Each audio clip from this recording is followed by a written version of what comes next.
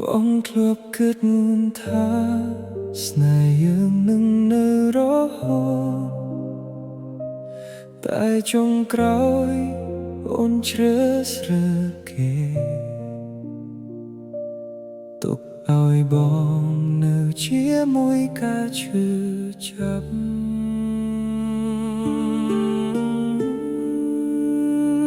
បងខំថែអូនមិនឲ្យខ្វះអ្វី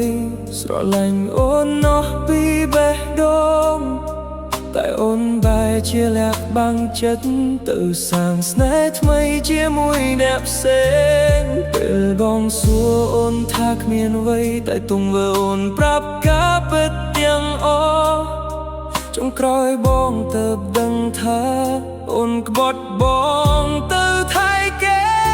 មនុស្សដែលបងទុកចិត្តជាងគេបែរជាធ្វើឲ្យបងឈឺជាងគេក្បត់បងទៅថៃគេ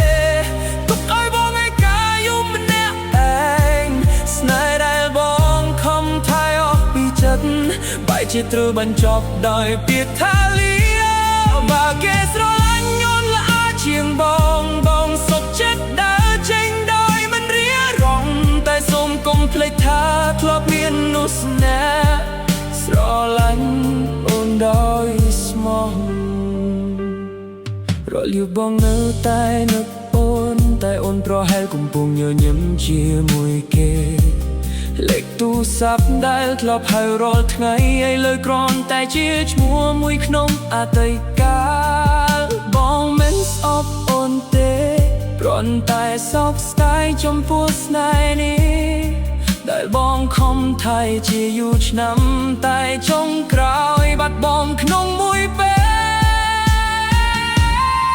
បើថ្ងៃណាគេលែងថែអូនហើយអូននឹកឃើញក្តីស្មោះរបស់បងប្រហែលពេលនោះបងរៀនរស់បានហើយមិនអាចត្រឡប់ទៅដូចថ្ងៃមុនទៀតទេបាត់បងទៅថៃគេបេះដូងបងផ្ទៃខ្ទង់ព្រោះជឿអូនពេក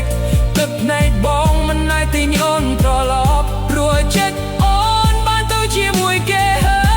យសូមឲ្យអូនមានសុភមង្គលជាមួយមនុស្សដែលអូនជ្រើសរើសចំណែកបងនឹងយកកាយឈឺចាប់នេះធ្វើជាមេរៀន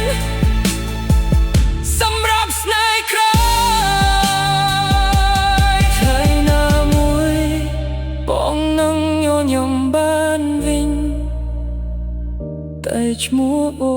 ននឹងនៅជាស្នាមរបួសក្នុងបេះដូងជានិច្ច